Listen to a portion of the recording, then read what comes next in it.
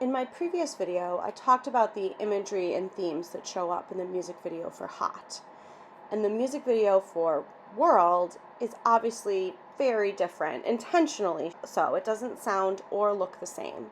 But there actually are quite a few things that Hot and World have in common.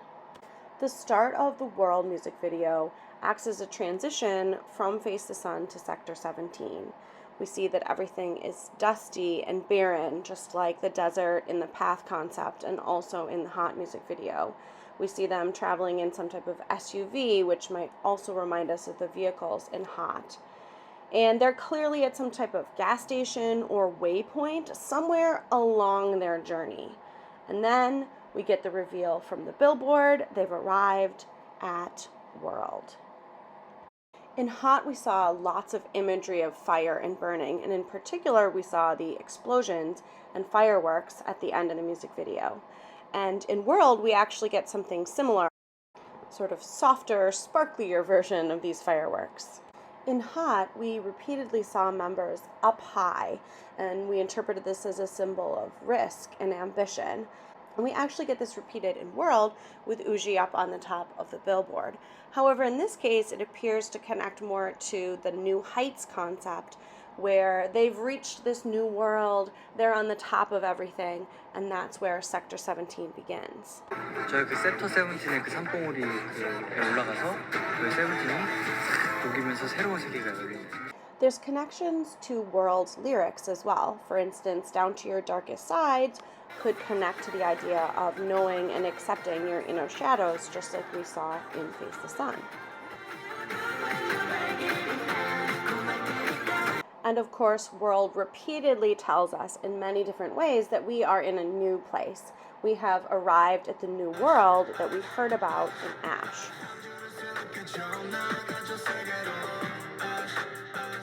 So World is clearly intentionally different, but it's also echoing some of the themes that we already saw in Hot and Face the Sun. But this is a new world, so we of course have lots of new imagery. As soon as the dust clears, we have lots of symbols of travel. The taxi, we're clearly at an airport with departure and arrival gates. We've got the luggage, we've got the plane itself. All of these are symbols of travel. And of course, we should mention that all the numbers that we see in the video are significant. The number 17 is everywhere. Behind Wanu on the departure gate, it's 717, which Carrots have pointed out is his birthday. Could also be interpreted as 7 years of 17. We've got ones and A's all over the place. Could just be a general reference to 17 as the best, 17 as number 1. Although personally, I want this A1 behind Hoshi to be a reference to their Alone album. And there are definite references to other 17 songs. It's also worth noting that the street they're dancing on is Fifth Avenue, like the famous New York street. There's some other Easter eggs, like the name of the flower shop is Carrot Flowers, and then we've got the references to other songs that we mentioned. Scoops specifically saying Baksu, and then we've got Joshua's confetti shot, which of course reminds us of Aju Nice. And of course, everything just looks so pretty and fresh and sparkly. And so the message of the imagery is that we've traveled to this beautiful new world, but it still contains elements of 17's past.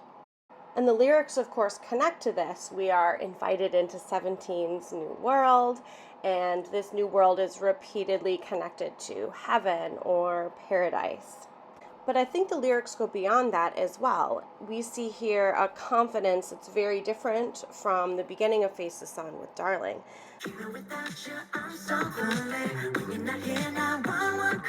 17 is no longer afraid of being alone, but instead is confident in being together in a new future. So 17's confidence that we saw in Face the Sun is now no longer directed inwards towards themselves, but instead is directed outwards and welcoming their listeners into their new world. And for me, that's what I see as the biggest change, the new theme in Sector 17 versus Face the Sun. One way to put it might be to say that the world of the Hot music video is where 17 lives. It's dangerous, a little risky, but it's also full of adventure and reward. On the other hand, world, beautiful, sparkly, joyful, that's the place they offer to us as their carrots or listeners. So now I'm going to get a little presumptuous and suggest a different order of songs for Sector 17. I kind of get why they put the new songs at the beginning, and certainly listening to the album in the given order is perfectly satisfying. I just think a different order of songs would better emphasize the themes and message of the album. So here's the order that I would put the songs in. I think the album still needs to start with Darling. It's where the story begins.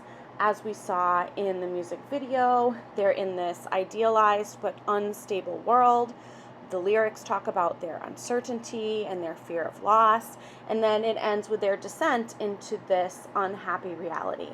And all of this is important to be first because it sets up the idea that you need to face your inner shadows and accept them before you can be confident and strong like they are in the rest of the Face the Sun tracks. So Darling first, and then the next is the only change I would make to the Face the Sun order, which would be to put the Korean version of Fallin Flower next. And here, Fallin Flower serves as sort of a transition between Darling and 17's newfound confidence in Hot. I think it works really well as a second track. It connects to the idea of falling, which we see in Darling, but it also the lyrics talk about them rising or reblooming, which connects to their rising again in the rest of the album. If you interpret Fallin Flower as a love song, then it can connect to the uncertainty and longing that were in Darling, but it also adds to that a determination to wait for love, a confidence that love will return. So this could be kind of a bridge between Darling and the more confident love songs later in the album, like Domino, and especially Bout, where the relationship seems settled and happy. Fallin Flower as a second track would also set up the wistfulness and need for love that we see later in If You Leave Me.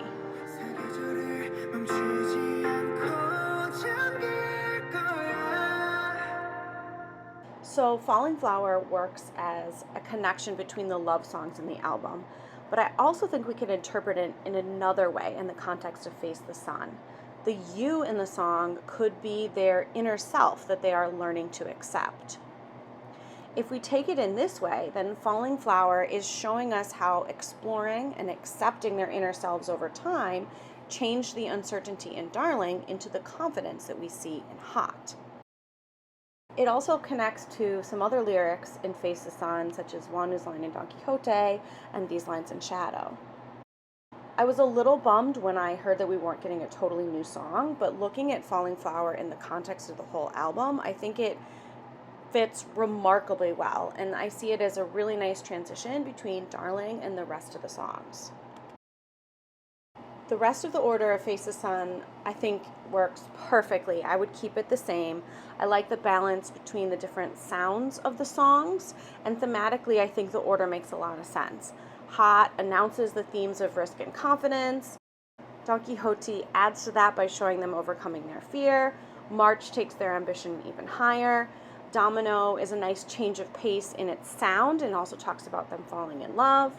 Shadow reminds us to continually accept our inner selves, and because we're doing that in Bout You, they can be confident in their love. If You Leave Me, again, a nice change of pace in terms of sound, shows that they still need love and are considering future loss. And of course, Ash is the perfect album closer. It shows them ready to move to a new world.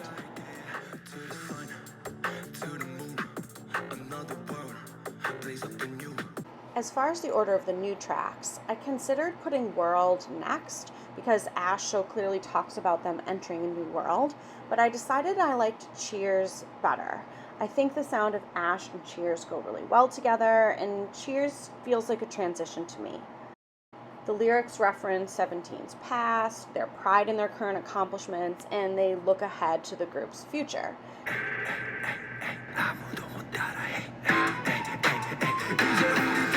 It's a leader line victory lap as they leave their old world and before they emerge into the new.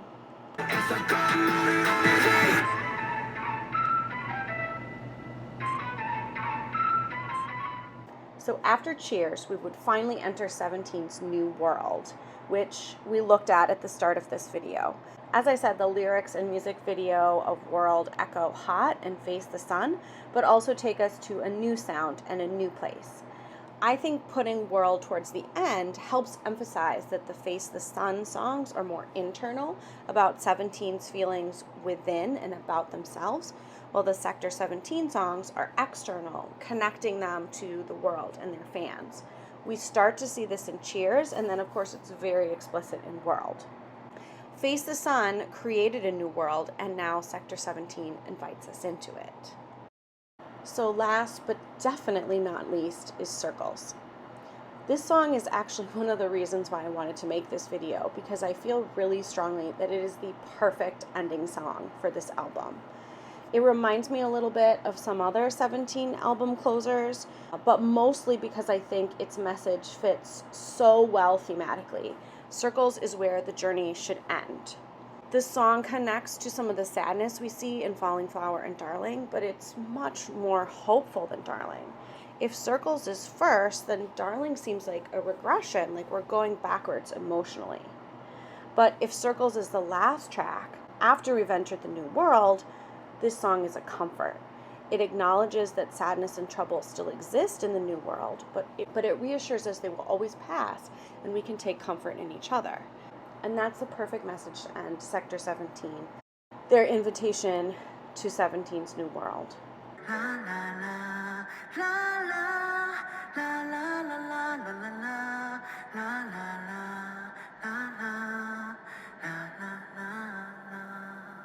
So this is the order of Sector 17 songs as I have them in my own playlist. I'd love to know what you think. Do you like my order of the songs? Does it make sense to you? Do you like the original order? Do you have your own way that you like to listen to the songs? Let me know what you think.